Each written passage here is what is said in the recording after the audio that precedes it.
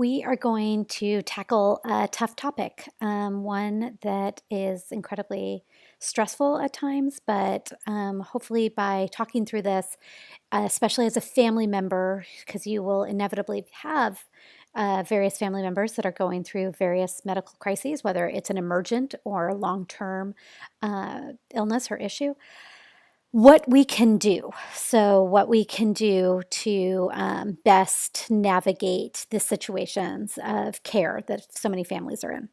So, the first thing I want to cover is actually the emotional stages of loss. This is coming from psychology, but it is a big component of if we were to lose a family member or if a family member gets a long term diagnosis and things. And so we'll go into it. Some of you, though, if you've taken intro to psychology, you might have been taught this at some point. So the first stage is denial. It's just you can't believe it's happening. It's not happening, right? So you're just completely in denial, trying to wrap your head around whatever devastating diagnosis and or possibly loss that you might have had. Next is anger. This is unfair and you don't deserve this, or your loved one doesn't deserve it. Nobody deserves it. And so you get really, really angry about the unfairness of it all. Next is the bargaining stage. I think that this, in some ways, is the kind of hardest one to understand. Bargaining, you've lost control, right? You've lost control of the situation that you're in. And so bargaining is the stage where you try and regain control, that you almost like with the universe or your faith system or whatever, you hope and, proclaim to yourself, like, if only, my mom were to get through this diagnosis of cancer, I promise I will spend more time with her, or something along those lines. You're trying to like regain control. Depression and also anxiety, a lot of fear can come from these various situations. And so that can be a stage. And then a stage that not necessarily everybody always reaches, but acceptance. It doesn't mean that you're just fine from here on out, but it does mean that you have found a place of some relative daily peace, that you have come to a place where you are surviving and hopefully thriving. Now, emotional stages of loss look different for everybody. So it's not as if anybody suffers through them in any way that is similar. And I don't think, when people are struggling, there's no right or wrong way to grapple with this. In our families class, we read a reading that I think is so poignant about what you can do when a friend loses a baby. And it's these really practical things you can put into place. And I mean, it's about losing a baby tragically, but quite honestly, it extends to any loss. Like the idea of what it is that people need or what it is that we need to get through these exceptionally heart-wrenching times. And so I hopefully, with the emotional stages of loss, kind of understanding a little bit more of the generalities that we go through can be helpful. So what I'm about to share with you is actually parts of lectures. The parts of this lecture have been put together by my mom. My mom is she's been a nurse since well before I was born, so I don't know, so that's well over 40 years at this point. She has been a psychologist with a private practice, and she's also been a nurse case manager, so over at UCI actually, where she was helping families consistently who were in crisis mode. So that she was there supporting them, trying to problem solve and things like that. She's been supporting families in various emergent situations, whether it's her private practice as a psychologist or whatever it is, for years and years.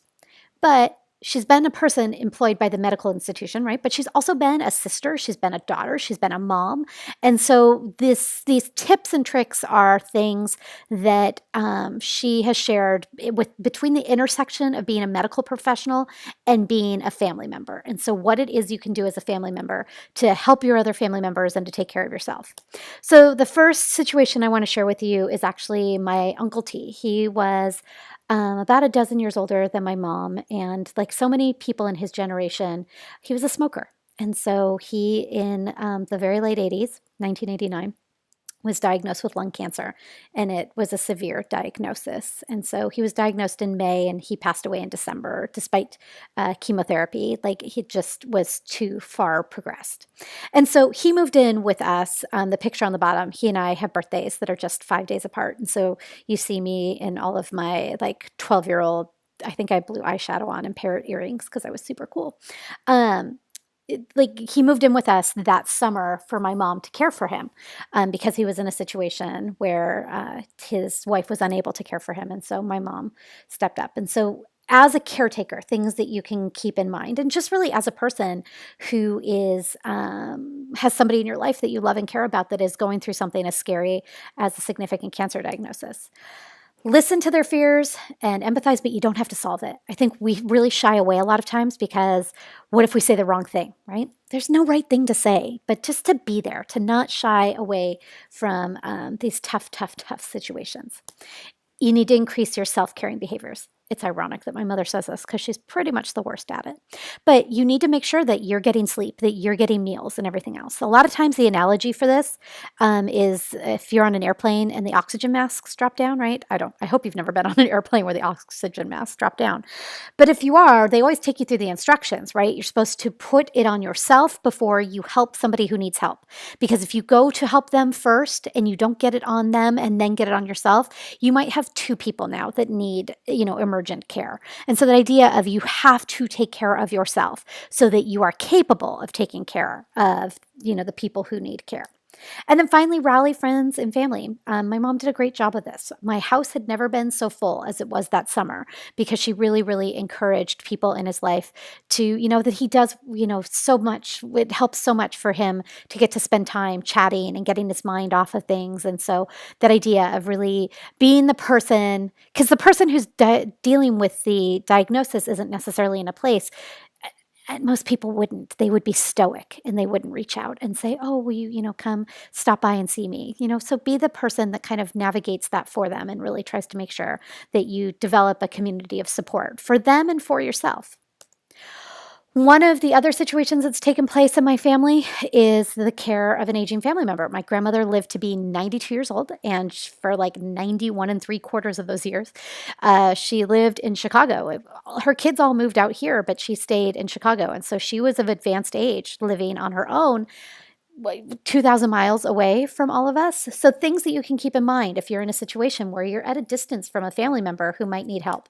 You can call social services for an evaluation. It's called a welfare check. If you're on the phone with your family member a couple of times a week, maybe like a long conversation on Sundays and things, and you just get this sense from asking them questions that they're saying everything's fine and everything, but you just have this, kind of gut reaction, like you're kind of worried. You can call social services and ask them to do a welfare check just to make sure that your family member is okay. Something else that might come up with an aging family member is driving might become an issue. My grandma was getting to an age where driving and response times and everything was an issue. And so this is a tricky situation because they're an adult and they deserve the respect of an adult, and they are a parent oftentimes, and they deserve the respect of a parent. And so I think this idea where we infantilize people of advanced age is a terrible thing to do. And so having that respect of, because parents don't want to hear from their adult children that, the loss of freedom that comes with not being able to drive anymore. And so possibly getting the help of an institutionalized agent to do an assessment to see if they are still safe to drive, it certainly doesn't make the pain of being able, of losing that freedom any less, but at least it kind of takes it away from like the child parent dynamic that can be so stressful and problematic to a certain extent. Next is my nephew. Well, he was not meeting milestones as a young baby, not making eye contact as much, and not really hitting some of the milestones that a approximately 6 to 8, 10-month old should be hitting. And so, things that you can do if you see that you have a child that is not on a, I don't want to say typical or no, but just that you have some concerns about their path of development. So you can ask family members if anybody else has had similar symptoms or kind of get a medical history. Really, everybody should be gathering together to the best of their ability medical histories for their families. Ultimately, in our situation, my nephew received a diagnosis of autism. And part of kind of the research that my sister and brother-in-law were able to do actually resulted in my brother-in-law's brother As a full-grown adult, he's older than I am, so in his probably, mid-30s at that point, they actually, as an adult, were able to create a diagnosis of autism for him. And he had been grappling with many, many issues for years that had never gotten support because he didn't have a diagnosis. And so, really kind of mapping out what's going on in families can be incredibly important. The other thing is to start looking into support groups. I mean, support groups can be overwhelming in some situations, but a lot of times, other people who have struggled with whatever a diagnosis or disability is, they don't want to see other people struggle through navigating it as much as maybe they did. And they'll be eager to share resources and ideas. And then finally, consider the fact that not everybody is going to, like a diagnosis such as autism, or for instance, in my family with my son having cerebral palsy, that can have, that's a lifetime diagnosis. And you don't know necessarily how it's going to manifest and everything, but it can be, to a certain extent, depending on its severity, a loss, right? So we perceive health and well-being in our life, and so that can impact the way that we saw life. And so sometimes it might be a good idea to reach out and get the support of counseling to work through navigating this in a healthy manner for everyone. Nowadays, this actually is an older picture of my nephew. He has had so many early interventions as a toddler and is doing great. He certainly will have challenges from time to time based upon his diagnosis, but overall, so many things have been able to help him really become, an amazing, amazing version of himself, and just a pretty astounding person. This is a car that my brother was driving when he got into a terrible accident, and I will not, you can imagine he sustained a fair amount of injuries from this. And so one of the things that want to cover is when you end up in an emergency situation. One, day he is fine, and the next day he is having to heal from numerous injuries. And so when you're in an emergency situation, or quite honestly, in any situation interacting with the medical institution, write down questions to ask physicians. So much information is going to become flying at you. Try to the best of your ability to find pen and paper. This is something that my mom, who has a great deal of medical knowledge, always has a notebook on her, is always instantaneously writing down pieces of information. But when physicians come to see your family member, you're not going to get a ton of time with them, as you know. And so make sure that you are prepared. So make sure that you are taking in all of this information, and make sure that you're taking notes. Things don't necessarily need to be spelled right or anything else, but make sure that you're writing down the things that you need to know from physicians, because a lot of times you think you're going to remember everything, but it's very hard because this is a stressful situation. So something to keep in mind. From my own parenting and navigating the medical institution as a parent, something to keep in mind, because this is a picture of me in the NICU with my son. Don't be afraid to advocate for your friend or family member, and no disrespect to medical physicians whatsoever, but they don't necessarily know everything about your family member. They know medicine. They are exceedingly capable with medicine, but they might not know the habits or quirks or needs of your family member. I don't know, let's say that you take your grandma to the doctor and the doctor's prescribing 3 more different kinds of medication, and your grandma refuses to take pills. That's the type of stuff that you need to advocate and speak up and make sure that physicians are knowing the various things. My son is terrified. And I know lots of people don't like shots and injections, but he passes out. He almost has seizure-like activity because he gets so stressed and scared. It's pretty terrible. If somebody says he needs a shot, I think I almost now at this point am scared of it because I've seen him be so tortured. But that's the type of thing that I would need to let a physician know that, by why many people do deal with fears like that MACs are debilitating. So, okay, some more tips and tricks. You can, I don't know if you know this, call pharmacies to price match medications. So things like you don't need to be a Costco member to call the Costco pharmacy and ask how much medication is. And so you never know if you call around, if you can find it for cheaper and maybe ask your pharmacy to price match. That is a possibility.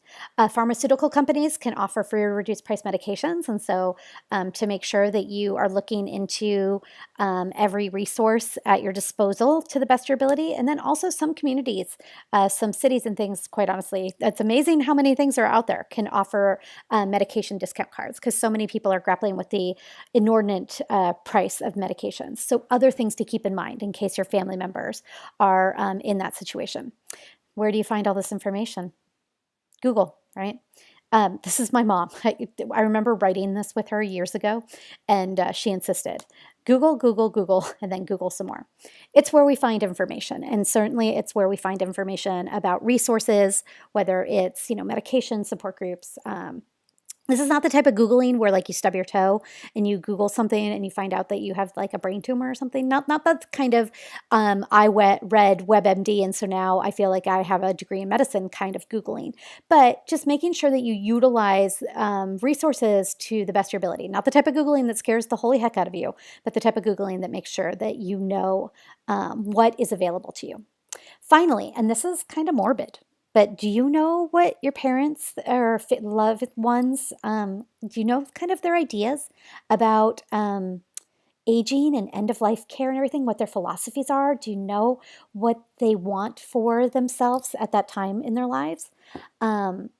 Try to the best of your ability, awkward as the conversation may be. And by all means, you can use this lecture in this class as a introduction, like, hey, mom, or hey, dad, we were talking about this on my online marriage and family classes about, medical family emergencies. And do we know if our parents, what their philosophies are about end of life? Like, for instance, my mom, her philosophy is she already has it signed a DNR, do not resuscitate. And it's kind of like, but she very firmly feels like she does not want extraordinary medical interventions to take place. That is her paradigm, her beliefs is like that is how she feels.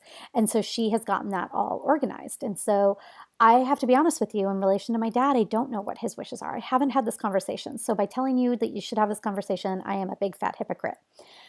But like really having these tricky conversations now that you know what your family member wants, so that if you do end up in these situations, and I wish it upon none of you at all, but those situations of medical crises and diagnoses and everything else are stressful and scary.